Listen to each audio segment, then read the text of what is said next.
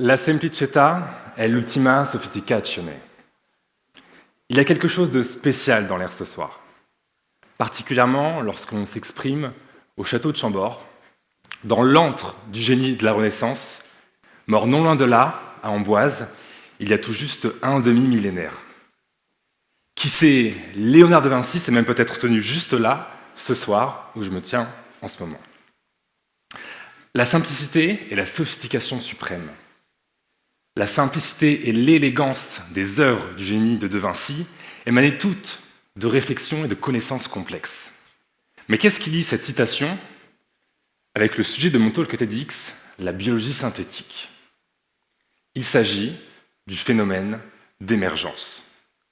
Je suis neuroscientifique à l'Institut Curie et laissez-moi vous raconter l'une des plus incroyables périodes de notre civilisation.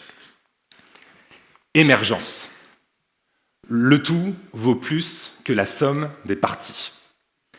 Léonard de Vinci a eu de génial de réunir deux à deux des domaines scientifiques pour en créer de nouveaux, ces derniers ayant des potentialités inédites plus grandes que ce qui n'était permis juste avant. D'ailleurs, le terme Renaissance, si bien de cette idée de reprendre les dogmes artistiques de l'Antiquité, peut aussi désigner cette renaissance des domaines scientifiques à l'époque. Cette renaissance, elle a eu lieu une deuxième fois dans l'histoire, et nous sommes en plein dedans. Alors vous savez tous que nous sommes à l'aube de la révolution technologique la plus folle de notre histoire. Vous savez peut-être moins qu'une partie de cette révolution porte un nom, et il s'agit de la révolution NBIC. NBIC. N pour nanotechnologie, avec pour unité la molécule, voire l'atome. B pour biotechnologie, avec pour unité la cellule, voire l'ADN. I pour informatique, avec pour unité le bit, sous forme de 1 ou de 0, ou peut-être demain quantique. Et puis C pour cognitique, l'étude du raisonnement et de l'intelligence. Unité, le neurone. Alors, un exemple de cette révolution, NBIC, nous en connaissons tous un. Émanant de l'informatique et de la cognitique, cela a permis l'émergence de l'intelligence artificielle, en apportant la théorie des réseaux de neurones. Eh bien, pour la biologie synthétique, me direz-vous, c'est la réunion de, le premier il est facile, la biologie, et l'autre, des techniques d'ingénierie à l'échelle microscopique. Et nous y reviendrons juste après. Alors, biologie synthétique, ou comment recréer le vivant. Peut-être vous vous demandez pourquoi, quel est le but de tout ça, quels sont les objectifs sous-jacents. Eh bien, et puis si juste avant, vous pouvez prendre le temps de s'émerveiller devant la biologie synthétique. Ça vous dit? Cool.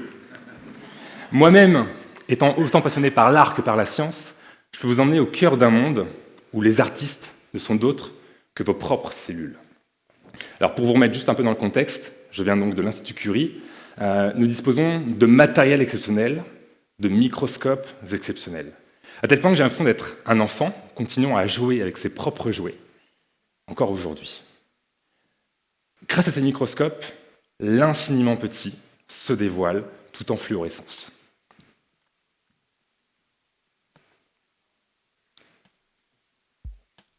En vert, en rouge, ce sont les neurones, les cellules par excellence du système nerveux.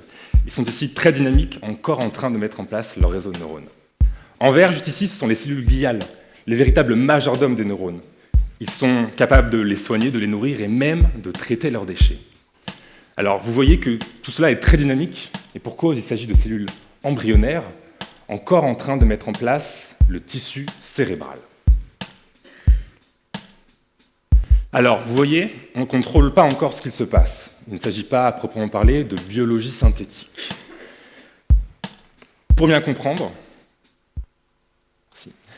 vous vous rappelez quand je vous ai dit que la biologie synthétique était la réunion de la biologie et des techniques d'ingénierie à l'échelle microscopique. Un des sous-domaines de la biologie synthétique, c'est celui des organes sur puce, réunion de la biologie et de la microfluidique. Alors, une puce comme celle de vos smartphones, eh bien, quelque part, oui. La microfluidique, ou l'étude des fluides à l'échelle microscopique, utilise les mêmes techniques de création que les puces de vos smartphones. L'idée intéressante, c'est que ce n'est pas du courant électrique qui circule, mais des fluides. Et l'idée encore plus géniale de celle des organes sur puce, c'est que dans ces fluides, il y a directement de véritables cellules. Un organe sur puce, ça ressemble à ça. Donc c'est petit, flexible, transparent, on ne voit rien. Et pour cause, tout est à l'échelle du micromètre, 1 million de fois plus petit que le mètre. Pour comprendre ce qui se passe à l'intérieur, dessus, je vous invite à repartir en vidéo et surtout, faites bien attention, regardez la différence avec la précédente. Allez, vas-y, il est timide. Voilà. Vous voyez, les neurones avancent en ligne droite. Nous arrivons véritablement à contrôler l'évolution et la croissance des réseaux de neurones.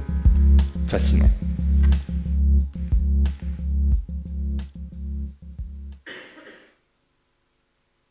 Revenons à notre échelle, celle de l'humain.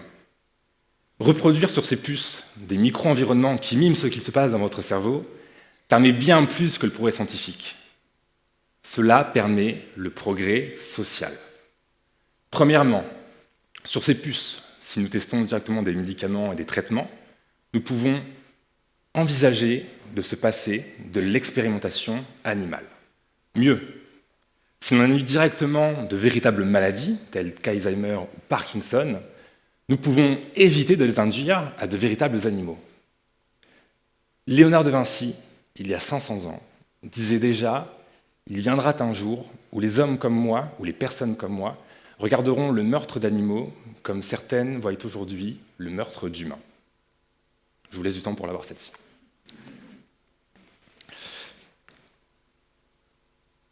Alors, deuxième potentialité. En ayant ces organes sur puce, et donc du coup plus davantage de recherche sur les animaux, nous pouvons vraiment avoir quelque chose de plus facile à reproduire, réutiliser, transporter, etc. Grâce à cela, nous ambitionnons vraiment de réduire drastiquement le coût en millions et le temps en années que l'on met à développer des médicaments et des traitements. Et puis enfin, troisième potentialité, allons voir plus loin. Et si sur ces puces, on n'était pas juste de simples cellules, mais des cellules souches. Cellules souches. Vous savez, ces cellules capables de donner toutes les autres. Neurones, globules rouges, cellules de peau, etc. Pour des raisons d'intégrité physique et mentale quasi évidentes, on ne peut pas prélever de neurones sur les adultes. En revanche, on peut vous prélever des cellules souches.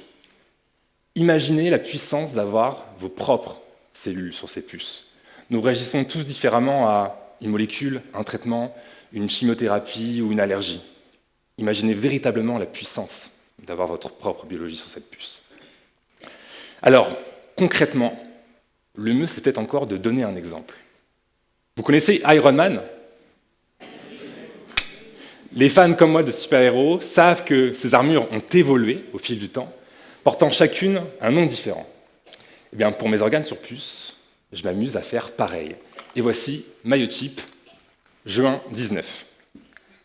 Alors cette puce-là n'est plus en silicone comme avant, mais dorénavant en collagène, une matière produite par le corps, ainsi bien plus proche du modèle final qu'est notre corps. Et puis d'ailleurs, il ne s'agit pas proprement d'un simple organe sur puce, mais plutôt d'un multiple organe sur puce. Un compartiment pour les muscles, un autre pour les neurones, pour permettre l'innervation, et puis un autre pour les muscles, non, pour les vaisseaux sanguins, excusez-moi, pour permettre la vascularisation. Alors, vous vous souvenez quand je vous ai parlé des cellules souches ? Sur ces puces, sur cette puce, nous mettons déjà de véritables neurones humains provenant de véritables patients, dans de véritables hôpitaux, avec de véritables maladies. Vous l'avez sûrement compris, nous ambitionnons déjà de recréer leurs maladies sur ces puces.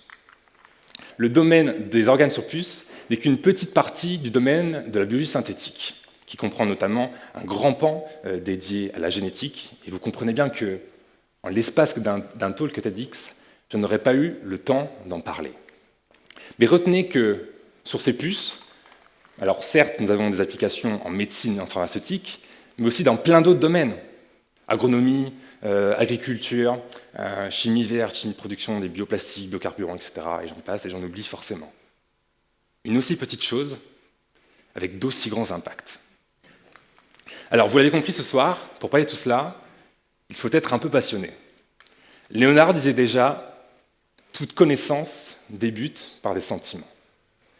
Mais ce soir, je réalise quelque chose de peut-être encore plus important à mes yeux. Vulgariser et démocratiser.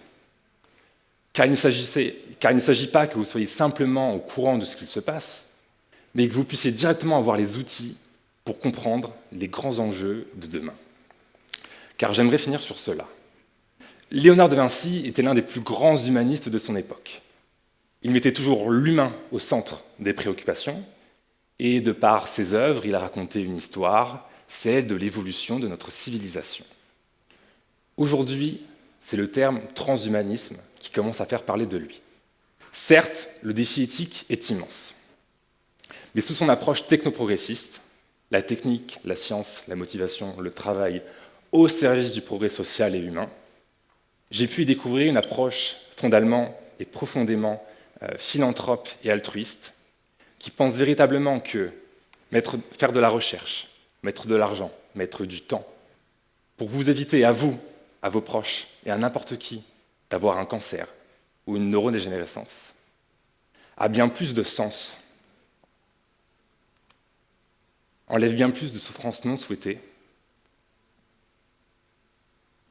que de passer de l'iPhone 10 à l'iPhone 11.